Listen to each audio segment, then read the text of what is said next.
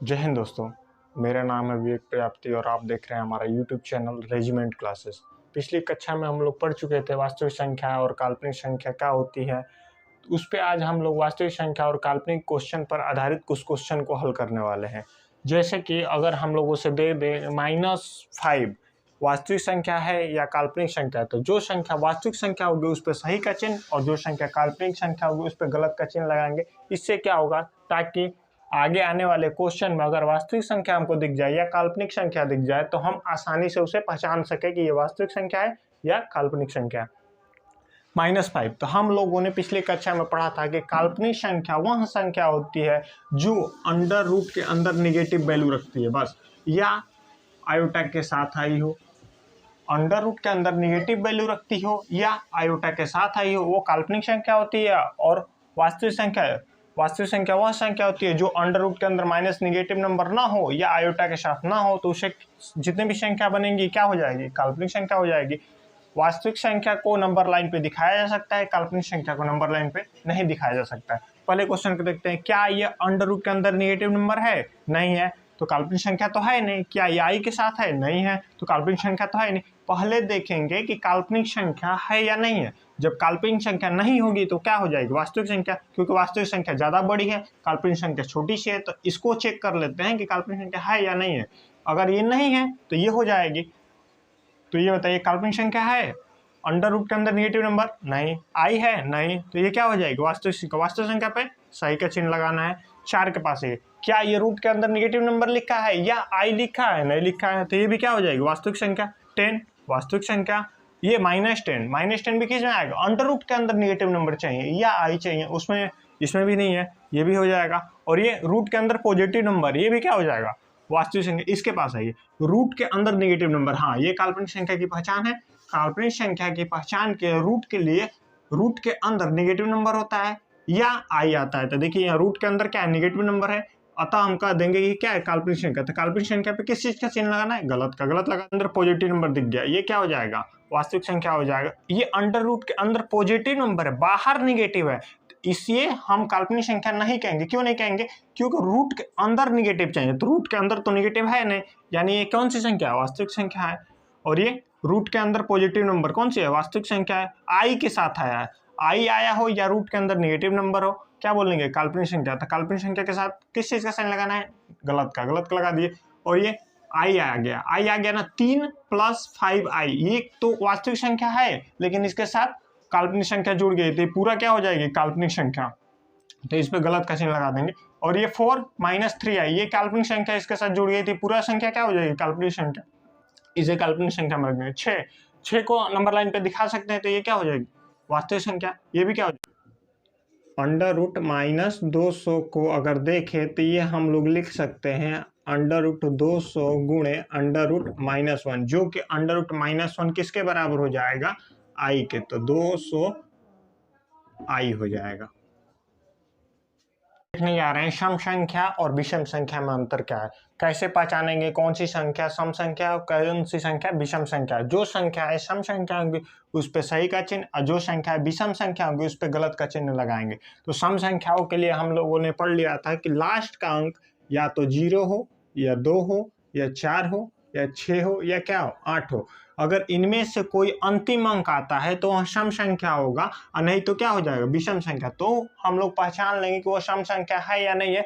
जो संख्या सम संख्या हो जाएगा उस पर सही, और जो नहीं हो पाएगा उस पर गलत लगा देंगे। लास्ट में कितना है, 3, सम संख्या है, नहीं है, नहीं है तो क्या, गलत का चिन्ह। लास्ट में कितना है, 2, सम संख्या है, हाँ, तो उस पर सही का चिन्ह। लास्ट में कितना है, 3, बोलो सम संख्या या विषम संख्या, विषम संख्या, क्योंकि सम संख्या होने के लिए 2 आना चाहिए, 4 आना चाहिए, 6 आना चाहिए, 8 आना चाहिए। तो इसमें क्या आ रहा है, 3 आ रहा है, तो ये विषम संख्या हो जाएगा। विषम संख्या पर गलत का चिन्ह लगा लेंगे। यहाँ पे सम संख्या सही का चिन्ह, और यहाँ पे देखो 0 किस में आता है, सम संख्या में, इसको बोलते हैं सम संख्या। यहाँ पे 1 आ रहा है यानी विषम संख्या, विषम संख्या यानी गलत का चिन्ह, और ये सम संख्या के लिए सही का चिन्ह लगाना है। और ये क्या आ रहा है, 0 किस में आता है, सम संख्या में। अंतिम अंक कितना है, 1 है, 1 किस में आ जाएगा, विषम संख्या में आ जाएगा। सम संख्या नहीं है तो विषम हो जाएगा। ये देखो 100 में 0 आ रहा है ना, 0 किस में आता है, सम संख्या में आता है, तो ये क्या हो जाएगा, सम संख्या, सॉरी, ये विषम संख्या। और ये माइनस में है, लेकिन क्या है, सम संख्या है, ये निगेटिव सम संख्या यानी ऋणात्मक सम संख्या है, लेकिन सम संख्या ये भी है, ये भी क्या है, एक सम संख्या एक आ रहा है, कौन सा हो जाएगा, विषम संख्या हो जाएगा, तो इस पर गलत का चिन्ह लगा लेंगे। और ये क्या हो जाएगा, सम संख्या हो जाएगा, ये भी क्या हो जाएगा, विषम संख्या हो जाएगा, ये क्या हो जाएगा, सम संख्या, ये ऋणात्मक सम संख्या है, ये विषम संख्या है।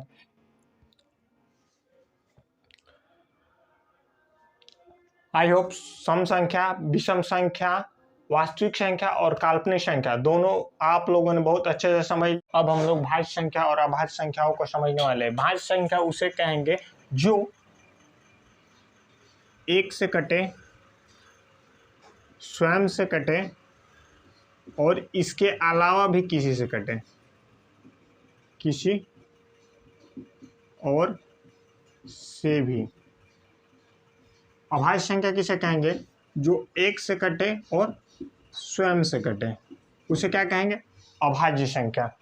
10 को देखते हैं, 10 किससे कटेगा, कोई भी संख्या है तो एक से तो कटेगी, एक से कट रही है, स्वयं से ही भी कटेगी, कट रही है, इसके अलावा भी किसी से कट रही है, अगर इसके अलावा भी किसी से कट जाएगी तो वो भाज्य हो जाएगी, अगर किसी से नहीं कटी इसके अलावा तो अभाज्य हो जाएगी। तो 10 को इसके अलावा 5 से डिवाइड कर सकते हैं, तो एक से तो कटा ही, स्वयं से तो कटा ही, इसके अलावा भी किसी से कट गया तो क्या हो जाएगा, भाज्य संख्या हो जाएगा, तो इसको भाज्य संख्या बोल देंगे।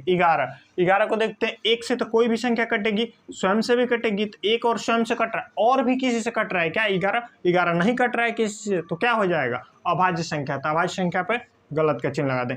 130 एक से तो कटेगा ही, स्वयं से तो कटेगा ही, इसके अलावा भी किसी से कट रहा है, 5 से भी कट रहा है, 2 से भी कट रहा है, तो इसके अलावा भी कट रहा है, तो ये क्या हो जाएगा, भाज्य संख्या हो जाएगा। 55 एक से तो कटेगा ही, खुद से तो कटेगा ही, इसके अलावा भी किसी से कट रहा है, 11 से कट रहा है, 5 से कट रहा है, तो हम लोग क्या कह देंगे कि ये भी क्या है, भाज्य संख्या है। 29 किसी से कटेगा, एक से तो कटेगा ही, स्वयं से कटेगा ही, और किसी से कट रहा है, नहीं कट रहा है, तो क्या हो जाएगा, सॉरी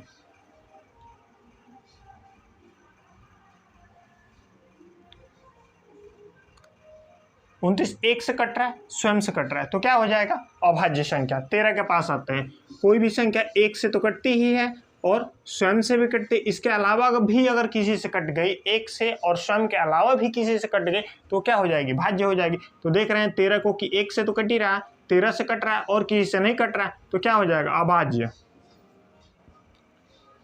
4008 एक से तो कटेगा ही, स्वयं से तो कटेगा ही, इसके अलावा भी किससे कटेगा, 4 से कट रहा है और किससे कट रहा है, 2 से भी कट रहा है, इसके अलावा भी अगर किसी एक से भी कट गया तो क्या बोल देंगे, भाज्य संख्या। तो ये क्या हो जाएगी, भाज्य संख्या।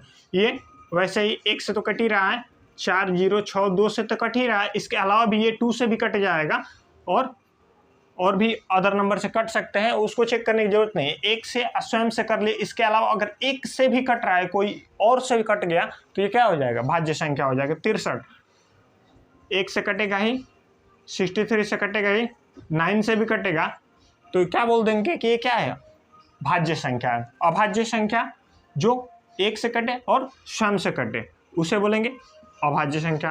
78 ऐसे एक से तो कटेगा ही, क्योंकि कोई भी संख्या एक से डिवाइड हो जाती है और स्वयं से डिवाइड हो जाती है, तो एक और स्वयं से तो कट ही रहा है, इसके अलावा किसी से कट रहा है क्या, 78 किससे कटेगा, 2 से भी कट रहा है, तो हम बोल देंगे कि एक और स्वयं के अलावा भी किसी से कट रहा है, तो क्या हो जाएगा, भाज्य संख्या हो जाएगी। 81 में एक से तो कटेगा ही, 81 से तो कटेगा ही, इसके अलावा किसी से कट रहा है क्या, 9 से भी कट रहा है, 3 से भी कट रहा है, तो क्या बोल देंगे कि ये क्या है, भाज्य संख्या है। 127 एक से तो कट ही रहा है और किससे कट रहा है, 1 2 7 से भी कट रहा है, और किससे कट रहा है, 9 से भी कट रहा है, और किससे कट रहा है, 3 से भी कट रहा है। 37 भाज्य संख्या है या अभाज्य संख्या हमें बताना है, तो हम कैसे चेक करते हैं, पहले देखते हैं, एक से तो सभी संख्या कटती है, स्वयं से भी सभी संख्याएं कटती है, इसके अलावा किसी से कट रहा है कि नहीं कट रहा। 37 किसी से नहीं कटेगा, तो एक और स्वयं से केवल कट रहा है, तो क्या हो जाएगा, ये अभाज्य संख्या हो जाएगा। 38 एक से तो कोई भी संख्या कटेगी, खुद से भी कोई भी संख्या कटेगी, इसके अलावा किसी से कट रहा है कि नहीं कट रहा, कट रहा है, किसी से कट रहा है, 2 से भी कट रहा है, तो ये क्या हो जाएगी, भाज्य संख्या हो जाएगी। 45 एक से तो कट ही रहा है, स्वयं से तो कटेगा ही, इसके अलावा किसी से कट रहा है क्या, 9 से भी कट रहा है, 5 से भी कट रहा है, तो हम क्या बोल देंगे कि ये संख्या क्या है, भाज्य है।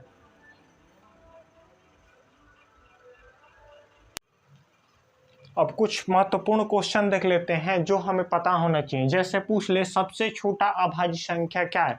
अभाज्य संख्या तो बहुत है, लेकिन तो उसमें सबसे छोटा क्या है। सबसे छोटा अभाज्य संख्या कितना है, 2 है। अच्छा चेक भी कर लेते हैं कैसे, जो 1 से कटे और स्वयं से कटे, इसके अलावा किसी से न कटे। तो 2 1 से कटता है और क्या कटता है, स्वयं से कटता है। और किसी से कटता है क्या, नहीं कटता है। तो सबसे छोटा अभाज्य संख्या पूछ ले तो हम लोग का आंसर क्या होगा, 2।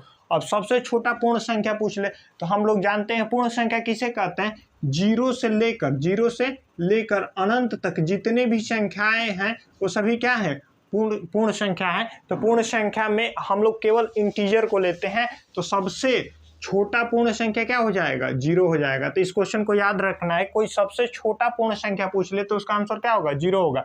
सबसे छोटा प्राकृतिक संख्या पूछ ले तो हम लोग जानते हैं कि 1 से लेके अनंत तक जितनी भी पूर्ण संख्याएं होती हैं उन्हें हम क्या कहते हैं, प्राकृतिक संख्या कहते हैं। तो सबसे छोटा प्राकृतिक संख्या 1 होता है, क्योंकि 1 से ही क्या होता है, स्टार्ट होता है। 1 2 3 4 ऐसे करते करते करते करते कहाँ तक जाएगा, प्लस अनंत तक जाएगा। तो हम लोग सबसे छोटा प्राकृतिक संख्या 1, सबसे छोटा पूर्ण संख्या 0 और सबसे छोटा अभाज्य संख्या कितना होगा, 2। ये बहुत ज्यादा इंपॉर्टेंट क्वेश्चन है, ये हमेशा एग्जाम में पूछता रहता है। इन तीनों क्वेश्चन को पूरा रट लेना है। अब हम लोग परिमेय संख्या और अपरिमेय संख्याओं को समझेंगे, कौन सी संख्या परिमेय हो जाती है, कौन सी संख्या अपरिमेय हो जाती है। तो परिमेय संख्या होने के लिए कोई संख्या यदि p/q के रूप में लिखा गया हो, जहां q 0 के इक्वल ना हो, उसे परिमेय संख्या कहेंगे। और जिसे हम p/q के रूप में नहीं लिख पाए या नहीं लिखा जा सकता, उसे हम क्या कहेंगे, अपरिमेय संख्या। तो ये तो किताबी भाषा है, इससे तो क्वेश्चन होने से नहीं रहा।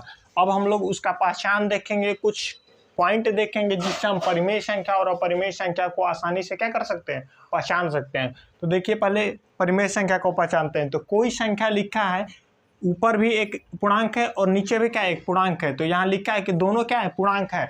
तो ऊपर भी एक पूर्णांक होना चाहिए और नीचे भी क्या होना चाहिए, एक पूर्णांक होना चाहिए। तो पूर्णांक अपन पूर्णांक के रूप में लिखा है तो क्या हो जाएगा, परिमेय संख्या। पूर्णांक अपन पूर्णांक के रूप में लिखा है, क्या हो जाएगा, परिमेय संख्या। पूर्णांक अपन पूर्णांक क्या हो जाएगा, परिमेय संख्या।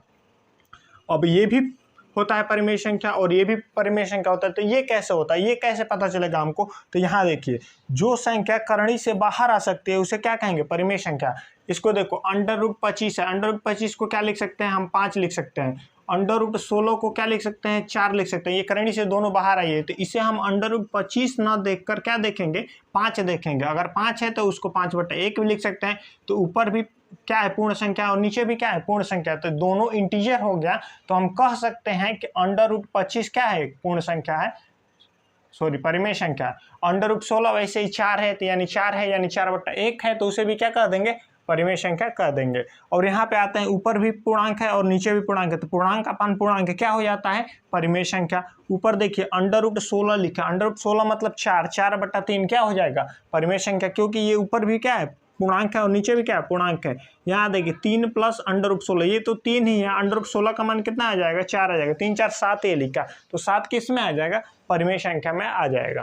तो परिमेय संख्या क्या होता है हम लोग समझ चुके हैं। अब अपरिमेय संख्याओं को चलते हैं पढ़ते हैं। तो जिसे p/q के रूप में नहीं लिखा जा सकता उसे क्या कहेंगे, अपरिमेय संख्या कहेंगे। पहचान क्या है, अंडर के अंदर एक ऐसा नंबर हो जो कि अंडर से बाहर ना आ पाए। जैसे √13 तो किसी का परफेक्ट स्क्वायर है, नहीं है। और जब ये परफेक्ट स्क्वायर नहीं है तो इससे तो बाहर तो निकल नहीं पाएगा। अगर यही √9 होता तो 9 किसका परफेक्ट स्क्वायर है, 3 का स्क्वायर है। तो 3 स्क्वायर करणी को क्या कर देता, कैंसिल आउट कर देता और 3 आ जाता बाहर। लेकिन ऐसा इसमें कुछ नहीं होना। √13 कभी बाहर करणी से नहीं आ पाएगा एक इंटीजर के रूप में। तो हम इसे कह देंगे ये क्या है, अपरिमेय संख्या। √6 ये भी बाहर नहीं आ पाएगा, ये क्या हो जाएगा, अपरिमेय संख्या। करणी के अंदर ऐसा नंबर हो जो कि अंडर तोड़कर बाहर ना आ पाए, उसे क्या कहते हैं, अपरिमेय संख्या। इससे क्वेश्चन होगा, पाई को अपरिमेय संख्या में रखा जाता है। मतलब जहां भी हमको पाई दिख गया तो तुरंत हम क्या कह देंगे कि वह संख्या क्या है, अपरिमेय संख्या है। जैसे 3π पूछ दे कि परिमेय संख्या है या अपरिमेय संख्या है, तो 3π क्या है, अपरिमेय संख्या है। पाई क्या है, बहुत लोग समझेंगे कि पाई का मान कितना होता है, 22/7, तो ये क्या हो जाएगा, परिमेय संख्या है। लेकिन नहीं, पाई का मान हमेशा किस में रखा जाता है, परिमेय संख्या। अगर हमसे पूछे कि 22/7 क्या है, तो 22/7 तो परिमेय संख्या है। लेकिन पाई अगर पूछ ले कि पाई क्या है, तो पाई क्या हो जाएगा, अपरिमेय संख्या होगा। क्यों, क्योंकि ये जो पाई का मान होता है वो पाई 22/7 के लगभग बराबर होता है, लगभग उसके ठीक इक्वल नहीं होता है, इसीलिए ये 22/7 परिमेय संख्या है, लेकिन पाई क्या हो जाएगा, अपरिमेय संख्या हो जाएगा। बहुत बार क्वेश्चन पूछता है कि पाई क्या है, परिमेय संख्या है या अपरिमेय संख्या। तो हमको याद रखना है पाई जहां दिख गया, चाहे वो 3 पाई हो, चाहे 3/4 हो, चाहे 3 पाई + 4 हो, उससे मतलब नहीं, पाई दिख गया तो क्या हो जाएगा, परिमेय संख्या। ये कुछ एक्स्ट्रा पॉइंट देख लेते हैं, जैसे 0 बटा संख्या, ऊपर 0 है, नीचे कितना भी लिखा हो, 0/8 लिखा हो, 0/10 लिखा हो, 0/15 लिखा हो, अगर ऊपर 0 हो गया तो उसका मान कितना आने वाला है, 0 आने वाला है। अगर ऊपर संख्या हो गया, जैसे ऊपर 10 है, नीचे इस बार 0 हो गया, उसको करेंगे, अगर ये पॉजिटिव नंबर है तो प्लस अनंत देता है और प्लस इनफाइनाइट, अगर ये निगेटिव नंबर जैसे -10/0 आ जाए तो ये क्या देगा, माइनस इनफाइनाइट देगा।